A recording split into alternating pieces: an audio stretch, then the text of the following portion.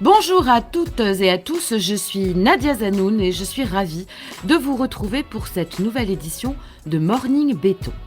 Nous commencerons avec Ludivine Morales qui nous parlera réacteur nucléaire. Bonjour Ludivine. Bonjour. Frédéric Luzicky nous présentera le dernier numéro de Béton le magazine. Bonjour Frédéric. Bonjour à tous. Arnaud Lebrun poursuivra son odyssée dans le monde de l'impression 3D. Bonjour Arnaud. Bonjour Nadia. Au programme pour Yann, un nouveau levier de décarbonation dans le domaine de la construction. Bonjour Yann. Salut Nadia.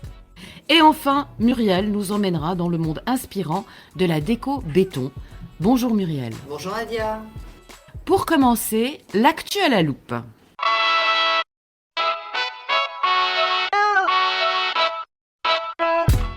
Ludivine, on sait que la France a fait le choix du nucléaire, que cette industrie a démarré en 1950, que le matériau béton est le grand invité de la construction de ces gigantesques installations. Et vous allez nous parler de la plus célèbre des centrales françaises. Tout à fait Nadia, on va parler de l'EPR de Flamanville, situé dans le département de la Manche. Lancé en 2007, ce projet de réacteur nucléaire, aussi ambitieux que complexe, est connecté au réseau électrique depuis le 21 décembre 2024. Il incarne à la fois les promesses d'un avenir énergétique plus propre et les défis colossaux de l'ingénierie nucléaire française. Mais revenons sur les étapes marquantes de cette aventure technique et sur les nombreux obstacles qui ont jalonné son parcours. Petit point de rappel, EPR signifie réacteur pressurisé européen. Il est un modèle de centrale nucléaire de nouvelle génération, conçu pour produire une énergie plus sûre et donc plus propre. Et c'est le site de Flamanville qui a été choisi pour accueillir ce prototype prometteur. L'ensemble comprend 12 bâtiments industriels, dont la salle des machines et l'enceinte du bâtiment réacteur. Bouygues Travaux Publics, Qui Construction et DTP en ont réalisé le génie civil. Avec quelques 400 000 mètres cubes de béton coulé et 50 000 tonnes d'armature assemblée, il s'agit d'un chantier hors norme. Plusieurs bétons spécifiques ont été utilisés et je vais demander toute votre attention. Formulé sur la base des ciments CEM 1,52,5, N, CE, PMES, CP2, NF, Lafarge de Saint-Vigor, allez on tient bon plus qu'un, et CEM 5A 32,5, N, LH, CE, PMES, CP, 1, NF, Calcia de Rainville. Pardonnez-moi pour ce langage médical, mais je ne veux omettre aucun détail. L'objectif principal était donc de construire une centrale ultramoderne, prête en 2012, pour un coût de 3,3 milliards d'euros. Mais les choses ne se sont pas passées comme prévu. C'est bon, j'ai perdu personne ? Parce que le plus intéressant reste à venir. Dès le début, le projet a été marqué par une série de difficultés et des problèmes techniques. Déjà, les défauts de fabrication ont commencé en 2015, où des anomalies dans la composition de l'acier de la cuve du réacteur ont été détectées. Identifiés comme des zones de concentration de carbone, ces défauts ont nécessité des vérifications supplémentaires, ce qui a considérablement allongé le délai de mise en service de l'EPR. On notera aussi que la complexité des travaux a joué dans le retard du projet. Parce que construire un réacteur de cette envergure est un défi titanesque. L'assemblage des équipements, le respect des normes de sécurité et la coordination des milliers de travailleurs ont généré de nombreux ralentissements. Puis, il ne faut pas oublier l'accident de Fukushima en 2011, qui a poussé les autorités françaises à revoir à la hausse les normes de sûreté nucléaire. Ces ajustements ont impliqué des modifications coûteuses et imprévues pour garantir une résistance accrue aux catastrophes naturelles. Bref, le chantier a accumulé les retards. Résultat, au lieu de 3,3 milliards d'euros, l'addition salée est passée à 13 milliards d'euros. Et l'ouverture a été repoussée de plus de 10 ans. Ce projet, qui devait montrer l'excellence française dans le nucléaire et se voulait une vitrine technologique pour EDF et ses partenaires, a fait débat. Certains critiquent le dépassement de budget, tandis que d'autres rappellent que le nucléaire reste un secteur clé pour notre transition énergétique. Aujourd'hui, l'EPR de Flamanville alimente plus de 3 millions de foyers en produisant en moyenne 11,7 TWh d'électricité à faible taux de CO2. Le président Emmanuel Macron promet quant à lui la construction de 8 autres réacteurs EPR.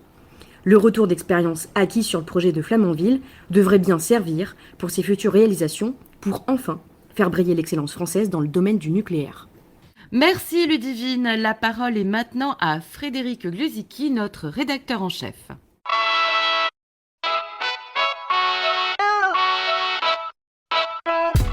Frédéric, les abonnés de Béton le magazine ont reçu la dernière édition. La une particulièrement belle illustre le projet Diamanti, dont vous allez nous parler. Quelles sont les thématiques de ce nouveau numéro ? Bonjour Nadia et rebonjour à tous. C'est d'une situation un peu paradoxale que traite le dossier de ce numéro 116. Il y a presque 3 ans, quand la réglementation environnementale RE 2020 se mettait en place, tout le monde ou presque était inquiet. On entend des phrases comme « Avec la crise, ce n'est pas le meilleur moment pour mettre en place une telle réglementation. La RE 2020 privilégie certains matériaux » ou encore « Elle arrive trop tôt, nous ne sommes pas prêts ». En ce début 2025, alors que les nouveaux seuils de la RE 2020 entrent en application, le constat est étonnant. Ainsi, l'Union de la maçonnerie et du gros œuvre confirme que les entreprises ne sont pas particulièrement inquiètes. Et quand on pose la question directement aux entrepreneurs, la réponse est souvent comparable. Pas de souci, c'est pas compliqué. Comme quoi, rien de tel qu'une obligation pour stimuler l'inventivité, l'imagination et la création de valeur. On le voit chaque jour, le béton n'a pas dit son dernier mot et tire sans difficulté son épingle du jeu de la construction sous critères environnementaux. Alors, après la RE 2020 comme défi passionnant pour les entreprises de construction, quels sont les autres sujets ? Ce qui a véritablement retenu notre attention, au point de lui réserver la couverture, comme vous l'avez signalé tout à l'heure Nadia, est le projet Diamanti. En 2 mots, il s'agit de l'histoire de la réalisation d'une poutre passerelle imprimée en béton et dont la particularité est d'être structurelle. C'est pour ainsi dire une première mondiale et sans doute une nouvelle approche possible de la construction. Diamanti a été imaginé aux États-Unis, réalisé en France avec l'appui technique de la Suisse et sera exposé à Venise en Italie. Presque un tour du monde. Et comme chacun aime voyager, nous vous emmenons aussi en Égypte à la découverte du futur métro de la ville d'Alexandrie. Côté matériel, on prend la direction de l'Autriche pour faire connaissance avec la dernière née des centrales à béton signée SBM. Son concept compact pourrait en intéresser plus d'un. Enfin, après avoir révisé ses classiques en matière de malaxeur pompe et d'armature pour béton, une halte scientifique s'impose autour des essais sur béton frais et de la pose des blocs à joints minces. Comme à notre habitude, nous finissons sur une note historique en nous engageant sur les traces de l'architecte Le Corbusier qui a fait plus que s'arrêter à Firminy, dans le département de la Loire, au début des années 1950. Merci Frédéric pour cette présentation, encore un numéro riche en innovation qui nous fait voyager à travers le monde. Je vous rappelle que vous pouvez soit vous procurer ce numéro de Béton le magazine ou alors vous abonner à la revue sur la boutique du site acpresse.fr. Tout de suite, la rubrique Béton Lab avec Arnaud Lebrun.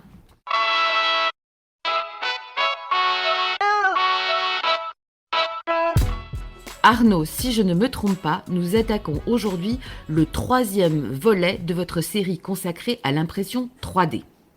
Dans les épisodes précédents, nous avons pu découvrir la genèse de cette technologie, les avantages de la fabrication additive, les principaux acteurs. Vous allez aujourd'hui nous parler des matériaux, à savoir les encres minérales d'impression. Tout à fait Nadia. Et en plus, certaines de ces encres sont produites en France. Les industriels qui les proposent sont d'ailleurs bien connus de tous. Il s'agit ni plus ni moins de Vicat, de Lafarge et de Sika. Et le premier de cette liste, Vicat, a confirmé son entrée sur le marché de la fabrication additive au cours de l'année 2022 grâce à sa marque Lithosis. Une offre qui comprend le développement d'encre cimentière sur mesure.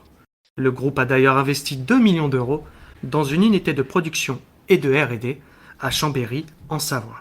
Du côté de Lafarge, l'industriel a investi le créneau en avril 2024 via son offre Tectorprint, qui permet de produire divers éléments structurels, mais aussi des boîtes de réservation et des coffrages. Quant à Sika, il peut se targuer d'être le doyen de la bande, puisqu'il s'est lancé il y a 10 ans déjà dans la fabrication additive. À ce jour, il propose un catalogue d'encre sous sa marque Sikacred 3D. L'objectif de ces industriels est donc clair et commun. Ils visent à imaginer ensemble, dès aujourd'hui, le monde de la construction de demain, toujours plus innovant et durable. Puisqu'on le rappelle, l'impression 3D peut accélérer les chantiers tout en réduisant la consommation de matériaux. Alors Arnaud, que contiennent ces encres ? Alors il s'agit ni plus ni moins de mortiers spécifiques formulés à base de ciment et de sable. Ce sont des composants classiques, comme nous le rappelle Fabrice Decroix, directeur innovation chez Sika France. Chez Sika, on a deux technologies. On a une technologie monocomposant, où on a un mortier auquel on rajoute de l'eau, et une technologie bicomposant. C'est un mortier qui est fluide, qui est transporté jusqu'à la tête d'impression, et au niveau de la tête d'impression, un activateur est introduit. Et cet activateur permet une prise instantanée, quasiment de quelques secondes, et d'avoir les réalisations que l'on connaît aujourd'hui. Alors pour résumer, cette solution bicomposant est composée d'une poudre cimentaire et d'une charge minérale avec ajout de fibres, mais aussi d'un polymère liquide qui est combiné à l'eau dans la station de mélange. À cela peuvent même être ajoutés des colorants pour répondre à des besoins esthétiques. Quant à l'activateur, il s'intègre au mélange lors du passage dans la tête d'impression. Et c'est ce qui assure une prise à la demande. Les couches de mortier peuvent donc s'empiler les unes sur les autres lors de l'impression. En ce qui concerne la résistance mécanique des encres Sikacred 3D, elle varie entre 30 et 70 mégapascales. Des chiffres plus élevés qu'un béton standard qui lui enregistre 25 MPa à la compression. Arnaud, vous nous dites que cette technologie permet la réduction de quantité de matière utilisée, donc on pense solution économique, mais si on pense solution constructive innovante et durable, est-ce écologique? Existe-t-il des encres à empreinte carbone réduite? Eh bien oui, il y en a sur le marché. La Sikacred 733 3D en est un bon exemple, puisqu'elle intègre une addition de type 2 qui réduit l'empreinte carbone. Aujourd'hui, le Sikacred 733 présente déjà une formulation optimisée avec un impact environnemental de l'ordre de 20% plus faible que celui du 751. Et sur le 7100, il y a des travaux en cours pour réduire l'impact environnemental et on attend très prochainement la première évaluation, donc la fiche FDES, pour pouvoir annoncer des valeurs et on devrait l'avoir très prochainement. Pour sa part, Lafarge propose dans son offre Tectorprint une encre minérale à empreinte environnementale réduite. Sa solution présente d'ailleurs une résistance mécanique identique à celle des encres standards. Alors, ça équivaut à dire que la fabrication additive pourrait être utilisée pour l'ensemble du secteur de la construction? En fait, l'impression 3D béton offre des possibilités infinies. Cette technologie peut créer des objets personnalisés, impossibles à réaliser avec les méthodes traditionnelles utilisées lors du coulage du béton. Il peut s'agir aussi bien de petits éléments architecturaux comme des façades de bâtiments et des infrastructures civiles. Mais Fabrice Decroix tient à préciser que l'impression 3D n'est qu'un complément à la fabrication traditionnelle. On n'est pas là pour remplacer des technologies existantes qui fonctionnent très très bien. On est là vraiment pour ajouter une pierre à l'édifice, une solution, une faisabilité ou une économie supplémentaire. Et si elle peut être environnementale, c'est toujours mieux. À ce jour, l'intérêt pour l'impression 3D béton est de plus en plus fort. Nombreux sont les entrepreneurs et les instituts de recherche qui mesurent tout le potentiel de la fabrication additive dans le secteur de la construction. Le processus est en marche et risque de se développer à l'avenir. Merci Arnaud. Pour le prochain et dernier rendez-vous avec l'impression 3D, vous reviendrez sur la question de la démocratisation de cette technologie. Maintenant, place à Béton du futur avec Yann Butillon.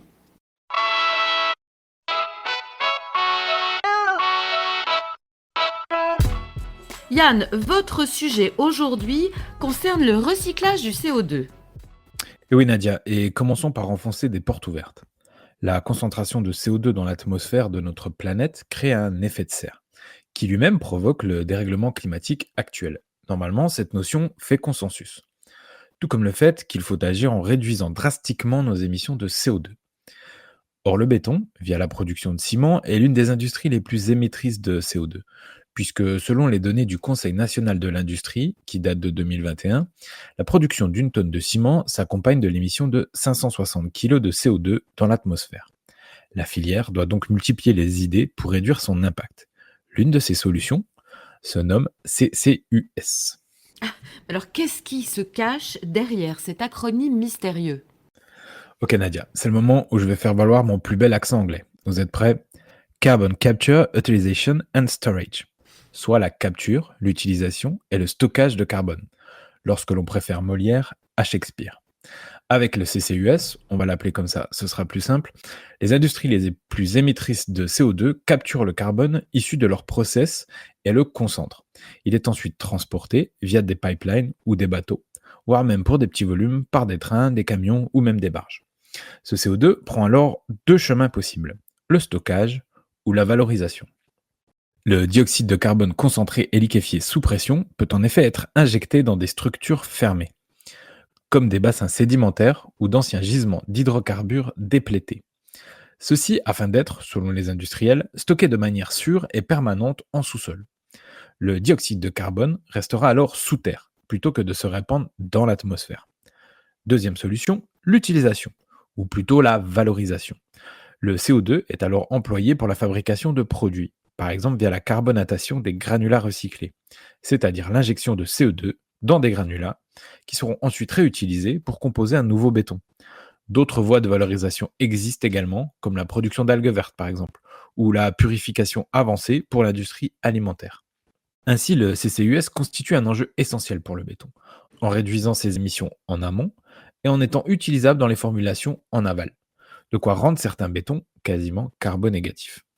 Le CCUS devient donc essentiel pour la décarbonation. Alors oui et non. Le groupe d'experts intergouvernemental sur l'évolution du climat, le désormais très célèbre GIEC, évalue la capture du carbone comme une option crédible. Dans son étude sur les trajectoires permettant d'atteindre des émissions mondiales de CO2 net zéro. L'Agence internationale de l'énergie, ou AIE, considère, elle, que cette technologie permettrait de réduire d'environ 10% les émissions mondiales de gaz à effet de serre à l'horizon 2050.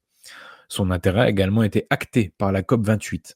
En France, le gouvernement a lancé en avril 2024 un appel à manifestation d'intérêt qui concerne tous les acteurs de la filière, que ce soit les émetteurs ou les transformateurs de CO2, mais aussi les transporteurs ou les opérateurs du sol.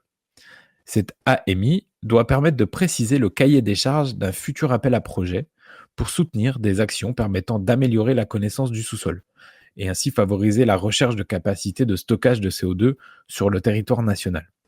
Et pour être complet, le règlement Net Zero Industry Act européen a inscrit le CCUS comme une des stratégies clés pour atteindre la neutralité carbone à l'horizon 2050, au même titre que l'hydrogène, les énergies renouvelables électriques et le nucléaire.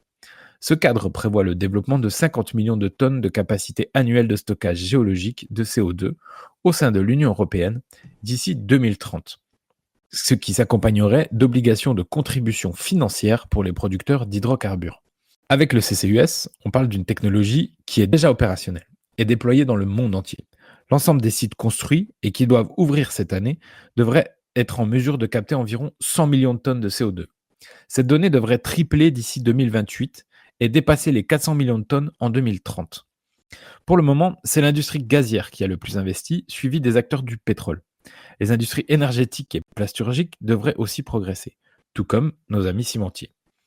D'un point de vue régional, les Amériques du Nord et du Sud sont pour le moment en avance sur le nombre de sites opérationnels. Mais l'Europe, on l'a entendu, devrait rapidement refaire son retard, aux alentours de 2030. L'industrie du ciment prendra sa part. Aalborg Portland a inauguré un site pilote au Danemark en 2022 et teste depuis 2023 sur ce même site une technologie de capture et réutilisation du CO2 qui vise cette fois à transformer le CO2 en acide formique qui sert comme matière première de la fabrication du plastique. C'est un projet en Allemagne, tout comme Holcim qui ajoute en plus la Pologne. Heidelberg Materials construit une installation dédiée à Breivik en Norvège qui entrera en service en 2025 et une autre en Allemagne.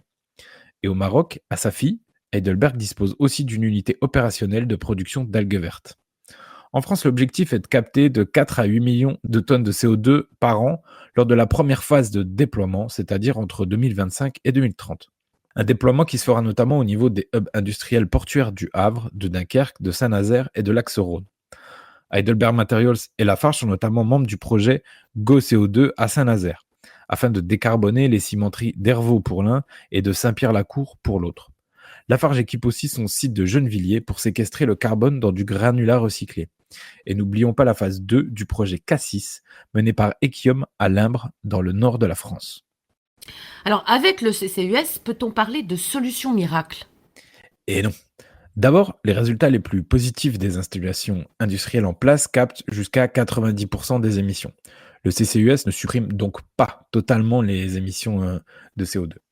Ensuite, cette technologie est assez critique, voire même ses opposants. D'abord, la sécurité du processus inquiète. Lors de son transport, une fuite libérait de grandes quantités de CO2 dans la zone accidentée. Les conséquences sont encore difficiles à évaluer, mais c'est certain, respirer du CO2 en forte concentration n'est pas bon pour la santé. Ensuite, stocker le CO2 dans le sol peut être aussi source de fuite, lors d'un tremblement de terre par exemple. Mais la plus grosse crainte envers la technologie, c'est le risque de créer un permis de polluer. Les ONG de défense de la planète surveillent de très près les industriels. En effet, capter le carbone n'empêche pas de devoir réduire la source du problème, les émissions. Certains veulent même limiter le cours à la technologie lorsqu'une solution moins émettrice de CO2 est disponible, avec notamment dans le viseur la filière des hydrocarbures. Le gouvernement français insiste sur le besoin de réduire en amont les émissions de CO2 liées à la production industrielle. Pour l'industrie cimentière, le CCUS est la solution de dernier recours concernant les émissions de CO2. Avant d'engager un projet de ce type, il convient d'avoir déjà actionné l'ensemble des leviers de décarbonation, que sont l'amélioration de l'efficacité énergétique du site, le remplacement des énergies fossiles par des combustibles alternatifs ou encore la diminution de la teneur en clinker des ciments. Alors oui, le CCUS doit faire sa part et participer à la réduction des émissions de CO2. Le béton, à travers les cimenteries en amont et les possibilités de réutilisation en aval, aura une place importante dans ce mouvement. Mais le CCUS n'est qu'un des leviers d'action. La réduction des émissions de CO2 doit être le combat de tous. Merci Yann. Tout de suite, le béton, c'est tout un art.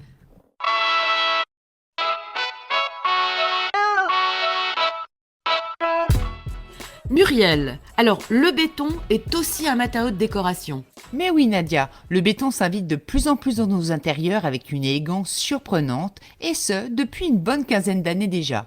Il est aujourd'hui décliné en une multitude de formulations. Mais revenons au commencement. En effet, l'industrialisation de la fabrication du ciment au cours du 19e siècle a libéré la construction en béton. À cette époque, il y avait déjà du mobilier, des vasques, des pots en ciment naturel ou en carreau-ciment qui sont aujourd'hui encore très prisés. Représentant cette tendance de la déco actuelle française, Lyon Béton a été fondé en 2011 par un groupe de passionnés du design, dont Johanny Provan, un des cofondateurs et actuel directeur artistique. Cet industriel du béton s'est donné pour mission de réinventer ce matériau. On ressentait l'envie des clients d'aller vers du minéral et le béton permettait des possibilités de jouer plastiquement sur les formes et sur un caractère unique de la matière. On en est arrivé à travailler cette matière-là, c'est justement pour se dire ah oui, le monde du design peut changer, le monde du meuble peut changer en allant vers cette matière qui est complètement finalement folle. Son approche consiste à créer des objets du quotidien qui est lié à la fois esthétique et fonctionnalité.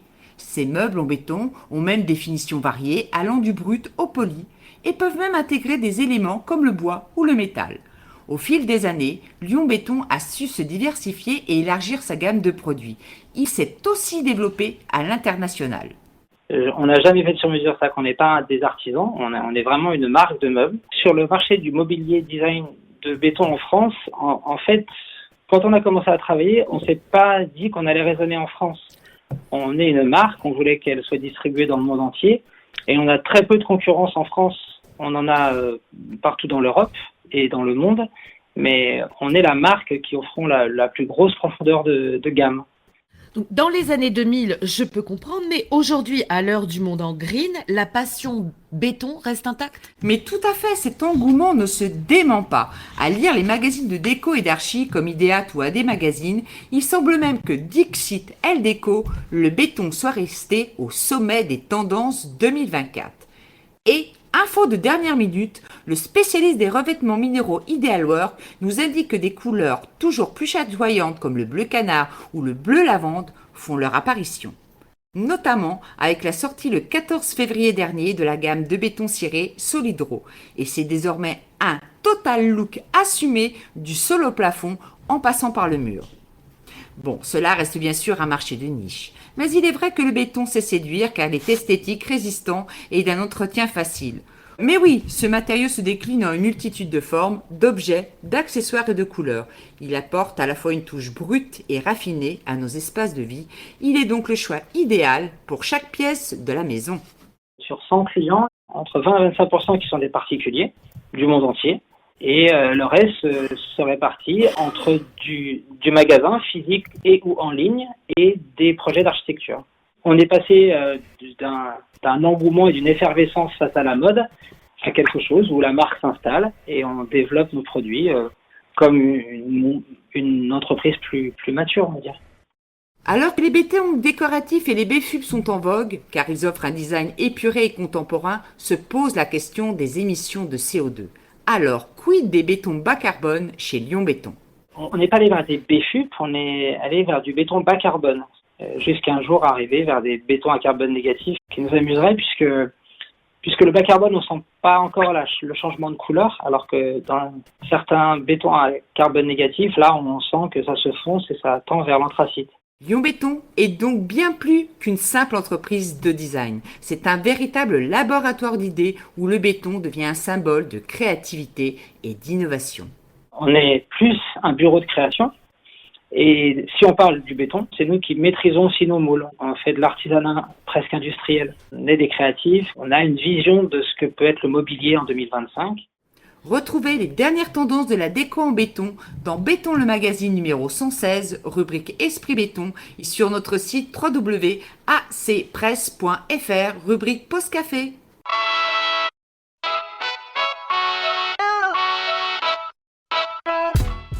Eh bien, nous arrivons au terme de notre émission. Comme toujours, nous avons été ravis de partager ce moment avec vous, fidèles auditeurs. Vous pouvez retrouver tous les épisodes de Morning Béton sur toutes les plateformes d'écoute et sur notre site acpresse.fr. Si cette émission vous a plu, n'hésitez pas à vous abonner, à mettre un plus et à la partager.